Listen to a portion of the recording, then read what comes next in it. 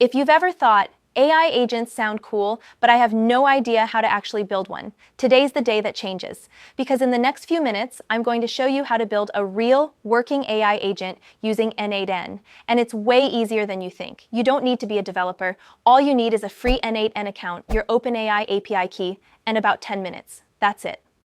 Now, if you watched the last video, you already know the difference between workflow AI agents and autonomous ones. If you didn't, no worries, you can check out my last video, because today we're building a workflow AI agent. And if you stick around till the end, not only will you have a working AI agent, I'll show you exactly how to add memory and tools so it can handle real-world tasks on its own. Let's go. Alright, so we're going to jump into N8N and create a workflow. What we're actually doing here is setting up an AI agent. Pretty cool. Now, the input for our AI agent is going to be a chat message.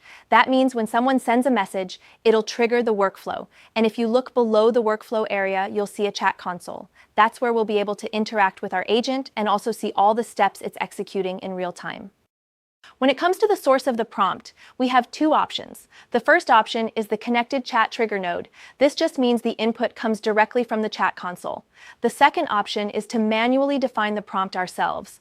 For now, we're going to stick with the connected chat trigger node.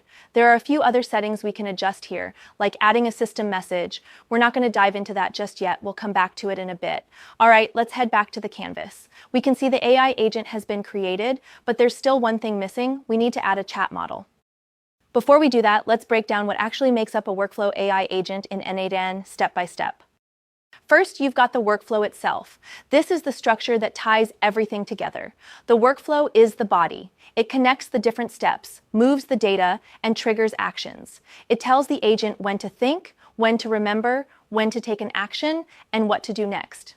In N8N, this is all done visually. You just drag and drop the steps into place.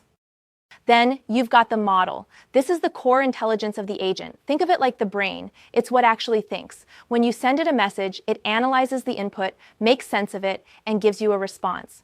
You can use models like GPT 3.5 or GPT 4, depending on how smart or fast you want it to be.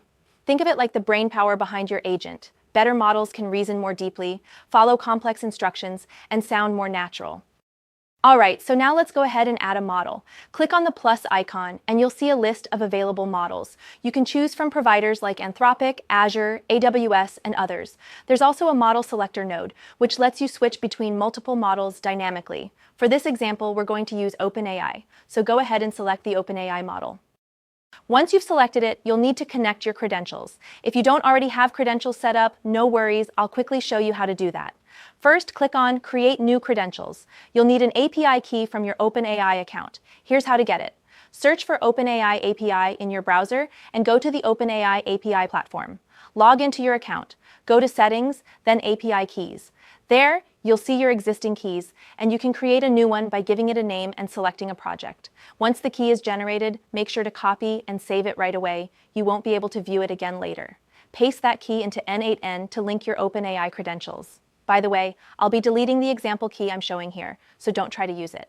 Now, keep in mind that you'll need to have active credits on your OpenAI account to use the API. Go to the billing section on the OpenAI platform. You'll see your current balance there. If it's at 0, you'll need to add funds. One very important tip, make sure auto recharge is turned off. This prevents unexpected charges if something in your workflow loops endlessly or runs too many times by mistake. When your balance hits 0, the API will stop working, which is a good safeguard if you're experimenting or debugging. Also, you can set a spending limit. Just go to Limits, click Edit Budget, and set your monthly cap. That way, even if something goes wrong, you're protected from going over budget. Alright, let's go back to N8N and return to our workflow. Now it's time to add your OpenAI API key. If you've already created it, as we covered earlier, just paste it in here and click Save. That's all you need to do. I'm not going to add a new one myself since I already have credentials set up. Next, we need to choose which model we want to use. OpenAI gives you quite a few options, and you can view their pricing if you're curious. For testing and general use, I recommend using GPT 3.5 Turbo. It's fast, cost-effective, and more than capable for most simple use cases. You can also configure additional parameters here if needed, but for now, we'll skip that. Okay, so let's go back. Let's now add memory to our AI agent so it can keep track of previous conversations. Memory is what gives your agent context. Without memory, the model is like a goldfish. It forgets everything you just said. With memory, it can remember previous steps in the workflow or even entire conversations. That means it can follow through on tasks, reference earlier data, or sound more consistent. We're going to use the simple memory option. This memory connects to the chat messages and has a setting called context window length. If you set this to 5, the model will remember the last 5 interactions, helpful for maintaining context in conversations. Before we add any tools, let's quickly test our setup. Click Open Chat and type Hi. You'll see that the agent responds using the OpenAI model and simple memory, and the output is, Hello, how can I help you today?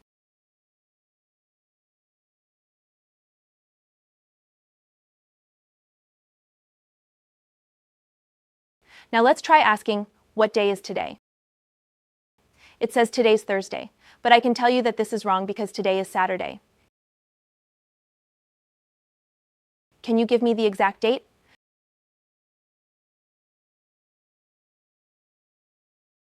Today's date is October 7th, 2021, so this is clearly wrong. That's because the model doesn't have real-time access to current data, it only knows what it was trained on.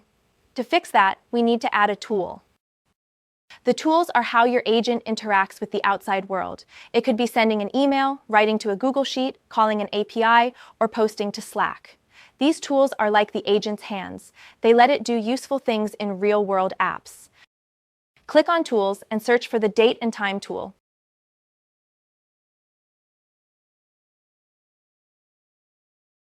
We'll set the operation to get current date, and the output will be today's actual date and time. Let's execute that step to confirm, and there it is. The correct date, July 26, 2025. Now when we open the chat and ask again, the AI will use the tool to give the accurate date.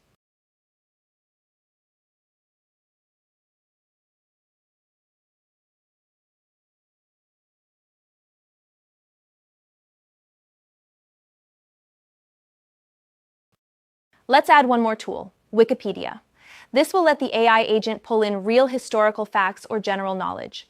We're adding this because the OpenAI model can sometimes hallucinate. In other words, it might make up information that sounds correct but isn't. So if we want reliable, factual answers, especially for things like historical events, using Wikipedia as a source is a much better approach. So what is the prompt? This is like the agent's personality and instructions combined. The prompt tells the model how to behave, what its role is, how it should respond, what tone to use, and what kind of output you want. It's like writing a job description and personality profile for your agent. You could make it sound formal, funny, technical, casual. It's totally up to you. So when you put it all together, the workflow is the body that holds everything together, the model is the brain, the memory gives it context, the tools are how it takes action, and the prompt gives it personality and direction. That's what makes up a workflow AI agent in N8N. So now that we have Wikipedia added, let's actually set some instructions for the model. So we go back here to the AI agent, then Options, and we are going to add a system message or the prompt. A system message is a special instruction that helps define the behavior and personality of the AI agent.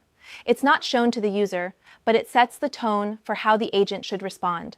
Think of it like giving the AI a role or set of rules. Let's change it to this.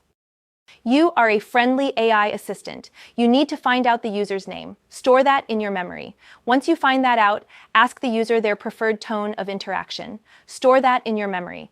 Then, if the user asks you, give a daily briefing consisting of a historical fact from today's date.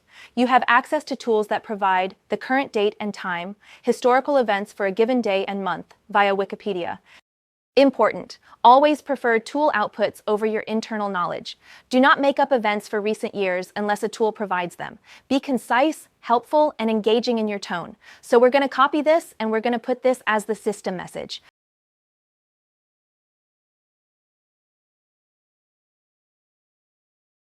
Okay, so let's go back and now let's open chat and we're actually going to start all over again. Let's just type in hi. So it actually asks for my name. Let me type, my name is Amy. What tone of interaction do you prefer? Formal, informal, or neutral? I prefer informal with emojis.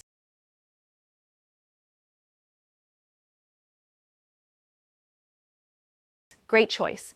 I'll remember that for our future interactions.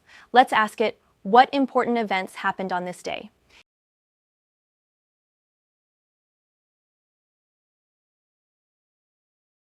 Here is a historical event that happened on July 26th. So it uses the DateTime tool to access the date and Wikipedia to access an important event in history from that day. Let's ask, what about yesterday?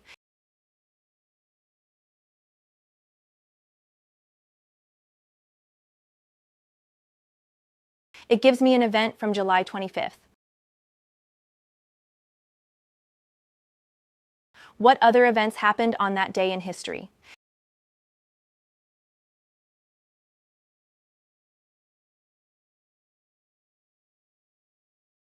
Here you can see it gave me other events from that date. Let's also test the memory. I'll ask it, what is my name? Your name is Amy. And that's pretty much it. Of course, these aren't the only tools you can use. There are plenty of others out there. Like I mentioned earlier, for chat, you can switch between different models, and when it comes to tools, you can connect to things like Airtable, Asana, and a whole lot more. Just keep in mind, for most of those external tools, you'll need to set up an API connection. But the good news is, for things like Wikipedia and Date and Time, no API is needed. They work right out of the box. All right, let's go ahead and save the workflow, and that's it. Super simple. Hope you found this helpful, and thanks for following along. If you're into AI and want more demos, breakdowns, and real examples, like and subscribe. See you soon.